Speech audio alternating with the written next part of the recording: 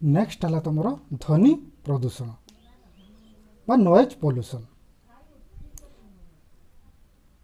जेकोसी अदरकारी एवं अप्रतिकर शब्द को आम कोलाहल बा नॉइज बोलिक कही था। यही नॉइज शब्दटी तुम लैटिन शब्द नाउसियारू आसीअछि आमर नॉइज आसीअछि। ताहले शब्द जेतेबेले श्रुतिकटु एवं विरक्तिकर हुए किंबा यार स्वाभाविक मधुरता हराई शुणा कर्कश हुए सेतेबेले आमे ताहाकु कोन कहिताउ ना शब्द प्रदूषण बा ध्वनि प्रदूषण बोलिक आमे कहिताउ बा ताकु नॉइज पॉल्यूशन बोलिक कहिताउ। शब्द तरंग आकार रे जड़ वायु बा गैस माध्यम देकरी से गति करि थाए एवं आमे जेमती विभिन्न प्रकार जिनिस को मापी था जमती आम सॉलिड जिनस को आम जितेबाला मापुचु से तार अक को आम क्या नौचे ना किलोग्राम।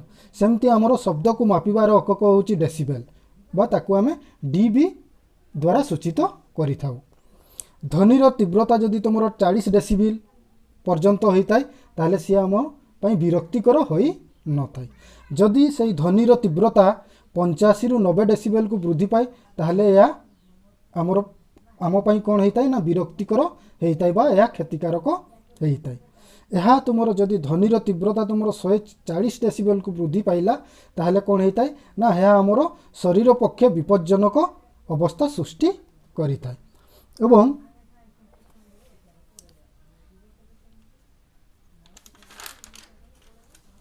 आमर यही ध्वनि बा आमर शब्द प्रदूषण कारण कौन बा कहीं आमर यही शब्द प्रदूषण होउची बा शब्द प्रदूषण हबार कारण गुड़ाक कौन कौन ना आमर शब्द प्रदूषण मुख्यतः मनुष्यकृत बा मनुष्य द्वारा ही होउची। ध्वनि प्रदूषण मुख्य उत्स हूँ तुम मनुष्यकृत बा मनुष्य द्वारा ही आमर यही शब्द प्रदूषणटा सृष्टि होउची बा ध्वनि प्रदूषणटा सृष्टि होउची। एवं किछि प्राकृतिक कारण रही जहाँ द्वारा आमर कौन ना यही शब्द प्रदूषण होता है किंतु सहीटा अति नगण्य। जमती आमर प्राकृतिक कारण गुड़िक आमर घड़घड़ी मारिबा टाइम समय रे भूमिकंप हवा टाइम रे अग्नेयगिरी लाभा उत्कीर्ण हवा समय आमर कौन होता है ना ही शब्द प्रदूषण बा नॉइज पॉल्यूशन होता है किंतु यार मात्रा अत्यंत स्वल्प। किंतु आमर मनुष्यकृत जमती आमर मनुष्य द्वारा कल कारखाना चलवा आमर जानवाहन चलवा आमर उड़ाजाहाज चलवा आमर बजार हाट बजार हेबा एवं आमर डाकबाजी यंत्र बाजिबा यह द्वारा कौन होता है ना आमर शब्द प्रदूषण होता है। एवं विभिन्न प्रकार आमर कौन ना धार्मिक सभा सामाजिक सभा आमर राजनैतिक सभा ये सब कौन ना उच्च स्वर में जितेबाला आमर डाकबाजी यंत्र बाचुची ता द्वारा आमर कौन होउची ना शब्द प्रदूषण होउची। ता छड़ा आम जो विभिन्न प्रकार आमर पर्वपर्वाणी आम पालन करुचे सेतेबेले आम विभिन्न प्रकार कौन आतसबाजी फुटाऊचे जहाँ द्वारा आमर परिवेश प्रदूषण होउची। एवं आमर जो आमर आणविक परीक्षागार रे आम विभिन्न प्रकार आणविक अस्त्र बा युद्धास्त्र सब परीक्षण करुचे एवं जितेबाला आम युद्ध होउची युद्धास्त्र सब प्रयोग करुचे ता द्वारा आमर कौन होता है ना शब्द प्रदूषण होता है बा ध्वनि प्रदूषण होता है बा आमर नॉइज पॉल्यूशन होता है। ताहले एमती विभिन्न प्रकार कारण रही विभिन्न प्रकार तार उत्स रही आमर कौन ना यही ध्वनि प्रदूषण हबार बा आमर नॉइज पॉल्यूशन हबार एमती विभिन्न प्रकार कारण रही।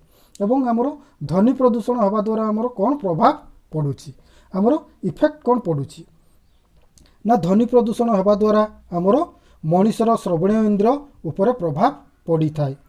एवं कानर परदा आमर अत्यधिक जदि आमर शब्द प्रदूषण बा ध्वनि प्रदूषण है ताहले कानर परदा जोटा को आम एयरड्रम बोल कर कहे स्थायी भाव में नष्ट हो जाए कि शुणिबार क्षमता ह्रास घटी थाए। शब्द प्रदूषण फल आमर हृत्पिंडर क्रियाकलापर असंजमस देखा दे थाए आमर रक्तचाप वृद्धि पाई थाए श्वास प्रक्रिया रे आमर श्वास प्रश्वास नेबार समस्या होता है एमती आमर विभिन्न प्रकार सब असुविधार सम्मुखीन होगापी पड़ी थाए। यह छड़ा तुम शब्द प्रदूषण बहुत जटिल समस्या सृष्टि करिथाए। जदि जड़े शब्द प्रदूषण अत्यधिक शब्द प्रदूषण प्रबल अंचल जदि जड़े रहिला ताहले कौन होता है ना तार विभिन्न प्रकार समस्या सृष्टि होता है जमती तार निदर ବ୍ୟାଘାତ ଘଟିଥାଏ। ନିଦରେ ବ୍ୟାଘାତ ହେବା ଦ୍ୱାରା କ'ଣ ହେଇଥାଏ ନା ତାର ଚିଡ଼ିଚିଡ଼ା ଗୁଣ ବଢ଼ି ଯାଇଥାଏ। ଜଣକୁ ଯଦି ନିଦ ହେବନି ତାହେଲେ କ'ଣ ହେବ ବା ଜଣଙ୍କର ଯଦି ନିଦରେ ବ୍ୟାଘାତ ଘଟେ ତାହେଲେ ତାର ଚିଡ଼ିଚିଡ଼ା ଗୁଣଟା କମିଯାଇଥାଏ। ଚିଡ଼ିଚିଡ଼ା ଗୁଣ ନିଦରେ ଠିକ୍ ଭାବରେ ଆମର ନିଦ ନ ହେବା ଯୋଗୁଁ ବା ନିଦ୍ରା ନ ହେବା ଯୋଗୁଁ ଆମର କ'ଣ ହେଇଥାଏ ନା ଆମର ରକ୍ତଚାପ ମଧ୍ୟ ବଢ଼ି ଯାଇଥାଏ। ଏଇଭଳିଆ ଆମର କ'ଣ ହେଇଥାଏ ନା ଧ୍ୱନି ପ୍ରଦୂଷଣ ଫଳରେ ବିଭିନ୍ନ ପ୍ରକାର ଆମର ଜଟିଳ ସମସ୍ୟା ସବୁ ଦେଖା ଦେଇଥାଏ। ତା ଛଡ଼ା ଆମର ଧ୍ୱନି ପ୍ରଦୂଷଣକୁ ଆମର କେମିତି ନିୟନ୍ତ୍ରଣ କରାଯାଇପାରିବ। ଆମର କଳକାରଖାନା ଏବଂ ଅନ୍ୟାନ୍ୟ ଯନ୍ତ୍ରପାତି ଗୁଡ଼ିକ ଚାଲିଲା ବେଳେ ସେଥିରୁ ବିଭିନ୍ନ ପ୍ରକାର ଶବ୍ଦ ସୃଷ୍ଟି ହେଉଛି ଏବଂ ଏହି ଶବ୍ଦକୁ ଆମର ହ୍ରାସ କରିବା ପାଇଁ ଶବ୍ଦ ରୋଧକ ଯନ୍ତ୍ର ଯଦି ଆମର ସେଇ କଳକାରଖାନା ବା ଅନ୍ୟାନ୍ୟ ଯନ୍ତ୍ରପାତିରେ ଲଗାଯାଏ ତାହେଲେ ଆମର କ'ଣ ହେବ ନା ଧ୍ୱନି ପ୍ରଦୂଷଣକୁ ଆମେ ରଖିପାରିବା। ଆମର ଡାକବାଜି ଯନ୍ତ୍ର ବ୍ୟବହାରକୁ ଯଦି ଆମେ ନିୟନ୍ତ୍ରଣ କରିବା, ତାକୁ ଯଦି ଅଳ୍ପ ମାତ୍ରାରେ ବ୍ୟବହାର କରିବା ବା ତାକୁ ସମ୍ପୂର୍ଣ୍ଣ ରୂପରେ ନିଷେଧ କରିବା ତାହେଲେ ଆମର ଶବ୍ଦ ପ୍ରଦୂଷଣ ନିୟନ୍ତ୍ରଣ ହୋଇପାରିବ। ଏବଂ ଏଇ ଯେଉଁ ଶବ୍ଦ ପ୍ରଦୂଷଣ ହେଉଛି ତା ପାଇଁ ଆମର ବିଭିନ୍ନ ପ୍ରକାର ନିୟମ ପ୍ରଚଳନ କରିବା ଦରକାର ଏବଂ ସେହି ନିୟମକୁ କଡ଼ାକଡ଼ି ଭାବରେ ପାଳନ କରିବା ଦରକାର। ଯଦି କେହି ସେଥିରୁ କୌଣସି ଆମର ବ୍ୟକ୍ତିବିଶେଷ ଯଦି ତାକୁ ମାନୁନି ବା ତାକୁ ସିଏ ସେହି ନିୟମକୁ ଭଙ୍ଗ ବା ଉଲ୍ଲଂଘନ କରୁଛି ତା ପ୍ରତି ଆମର ଦୃଢ଼ କାର୍ଯ୍ୟାନୁଷ୍ଠାନ ଗ୍ରହଣ କରିବା ଦରକାର। ସେମିତି ଆମର କିଛି ଅଞ୍ଚଳ ଯେମିତି ସ୍କୁଲ, ତୁମର ଡାକ୍ତରଖାନା, ଏମିତି ଅଞ୍ଚଳକୁ ଆମର କ'ଣ ନା ସାଇଲେନ୍ସ ଜୋନ୍ ବା ତୁମର